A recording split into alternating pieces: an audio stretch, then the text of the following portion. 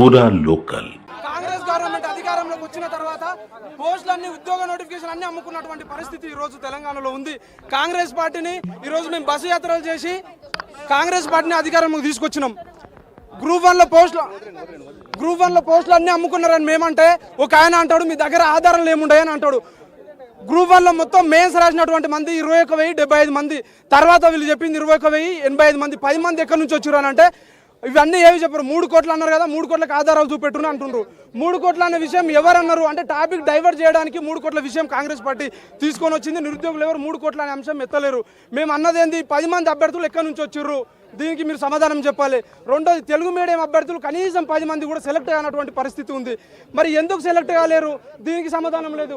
ఒకే exam centre అంటే కోటి women's college పరిధిలో 2 ఎగ్జామ్ సెంటర్ల నుంచే దాదాపు 76 మంది సెలెక్ట్ అయినరు. ఎందుకు సెలెక్ట్ అయినారు అంటే దీనికి కూడా సమాధానం లేదు. వాళ్ళు ఏమంటారు, మీ దగ్గర ఆధారాలు ఏముంటాయి అంటారు. ఆధారాలు అంటే ఇవన్నీ ఆరోపణలన్నీ ఆధారాలు కాదా? మేము చేసినటువంటి ఆరోపణలకు మీరు ఎందుకు ప్రెస్ మీట్ పెట్టి సమాధానం చెప్తలేరు అని చెప్పి మేము కాంగ్రెస్ ప్రభుత్వాన్ని అడుగుతా ఉన్నాం.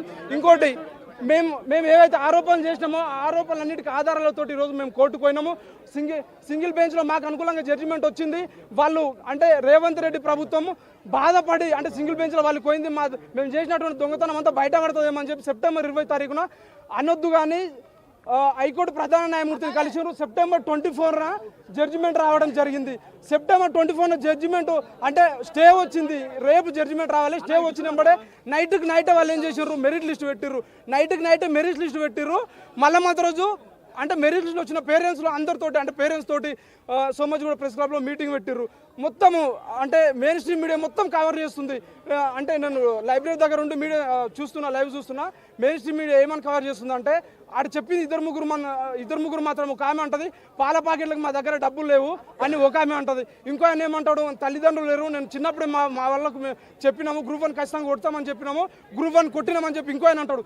వీళ్ళవి మాత్రం మెయిన్ స్ట్రీమ్ మీడియా మొత్తం అంటే సామాజిక మాధ్యమాలు ఏముంటే అన్నింటిలో ప్రచారం చేస్తున్నారు. కానీ ఒక అంటే గోల్డ్ షాప్ ఉన్నటువంటి యజమాని కొడుకుకు ఏ విధంగా వచ్చింది అనేది కూడా వీళ్ళు ఎవరు మెన్షన్ చేయలేరు.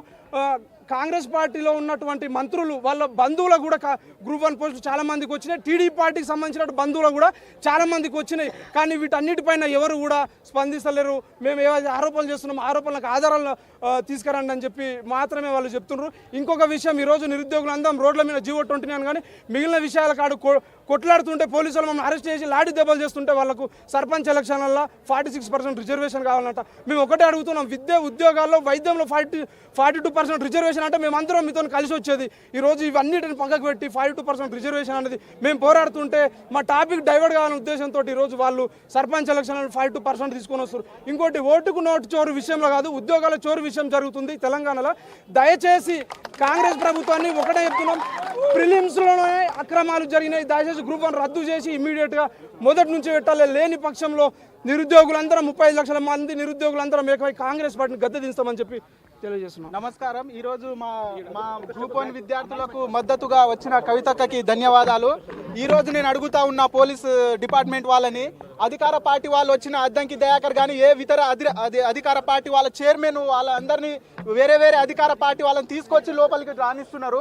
అదే మాకు ఒక గ్రూప్ 1లో అవకతవకలు జరిగినాయి, మాకు న్యాయం చేయాలని కవితక్క వస్తుంటే పోలీసు వాళ్ళు ఉత్సాహంతో ఎందుకు ఆపుతున్నారు అంటే మా నిరుద్యోగులు ప్రభుత్వానికి మా వల్లనే గెలిచారు కదా, మీరు మా మీదనే ఎందుకు కక్షపూరితంగా వ్యవహరిస్తున్నారు, మీరు కుట్రపూరితంగా. నేను అడుగుతా ఉన్న ప్రభుత్వాన్ని, ప్రజాప్రభుత్వం అని అంటారు కదా, ఇక్కడ మీ కాంగ్రెస్ పార్టీ వాళ్ళు వచ్చినప్పుడేమో పూలమాలలు వేసి కుర్చీలు వేసి కూర్చోబెడతారు. మా నిరుద్యోగులకు అన్యాయం జరిగినప్పుడు ప్రతిపక్షాలు ఎవరైనా వస్తే పోలీస్ మిత్రులను విజ్ఞప్తి చేస్తున్నా, మేము కూడా మీ సోదరులమే, ఎందుకు అట్లా ప్రవర్తిస్తున్నారని నేను అడుగుతా ఉన్నా. అదేవిధంగా 563 పోస్టులలో దాదాపు 90% ఇంగ్లీష్ మీడియం అభ్యర్థులే ఉన్నారు. తెలుగు మీడియం అభ్యర్థులు 10% కూడా లేరు. ఇది దేశ భాషలందు తెలుగు లెస్స అని అంటారు, ఇక్కడేమో తెలుగును తీవ్ర నిర్లక్ష్యం చేస్తారు. ఎందుకని మేము డిమాండ్ చేస్తున్నాం, రేవంత్ రెడ్డి గవర్నమెంట్ వచ్చిందంటే 2.5% ఓట్లు మెజార్టీతోటే వచ్చింది. అది మా నిరుద్యోగుల వల్లనే, మా నిరుద్యోగుల పుణ్యానం అని ఈరోజు మీరు రాజకీయ అనుభవాలు, మీరు సీఎం కూడా కలలో కూడా ఊహించుకోండి. మీ సీఎం పీఠంని ఇచ్చి మీ అధికార పార్టీని గెలిపించడం కదా. మా పైన ఎందుకు ఒక్క గ్రూప్ అనే కాదు కవితక్క గారిని మేము ఏడుకునేది గ్రౌండ్ లెవెల్లో 2 లక్షల ఉద్యోగాలని ప్రియాంక గాంధీ తోటి యూత్ డిక్లరేషన్లో అన్నారు. ఎక్కడ మీ జాబ్ క్యాలెండర్, ఎక్కడ మీ 2 లక్షల ఉద్యోగాలు? మేము అడుగుతూ ఉన్నాం. రాహుల్ గాంధీ ఏమో కాశ్మీర్ నుండి కన్యాకుమారి వరకు రాజ్యాంగం రిజర్వేషన్లు అమలు చేస్తలేరని ఓ పెద్ద పాదయాత్ర చేస్తారు. తెలంగాణలో జీవో 29 తెచ్చి అసలే రిజర్వేషన్ లేకుండా చేస్తున్నారు. ఇది మీ ప్రభుత్వానికి సిగ్గుచేటని నేను డిమాండ్ చేస్తున్నా ఉన్నా. మీరు వస్తే లైబ్రరీకి అనుమతిస్తారు పోలీసు వాళ్ళు. మరి మా తరపున ఎవరైనా మాకు సపోర్ట్ ఇవ్వడానికి వస్తే మీరు ఎందుకు అనుమతిస్తలేదు? మీకు ప్రభుత్వం ఎందుకు భయపడుతుంది? రాత్రికి రాత్రే రిజల్ట్ ప్రకటించి నెక్స్ట్ డేనే అపాయింట్మెంట్ ఇచ్చిన మీరు నిజంగానే కరెక్టే మీరు జరిపి ఉంటే మీరు నైటే రిజల్ట్ ఇచ్చి ఎందుకు మీరు అపాయింట్మెంట్ ఆర్డర్లు ఇస్తారు? మీకు భయం ఎందుకు అని అడుగుతా ఉన్నా. ఆ అభ్యర్థులు సెలెక్ట్ అయిన వాళ్ళ హాల్ టికెట్ నెంబర్ల పైన మీ పేర్లు, ర్యాంకు, ఏ కేటగిరీ అని ఎందుకు పెడతలేరు? ఇదే కాదక్క, మా తరపున వచ్చినందుకు ధన్యవాదాలు. ఇప్పుడే కాదు, మీరు ఏ అధికారంలో ఉన్నా సపోర్ట్ చేయాలని నేను కోరుతా ఉన్నా. ఇప్పుడే కాదు, 2 లక్షల ఉద్యోగాల భర్తీకి వేటాడి తరిమి మా 2 లక్షల ఉద్యోగాలు భర్తీ వెంటనే జాబ్ క్యాలెండర్ ప్రకటించాలని కోరుతా ఉన్నా.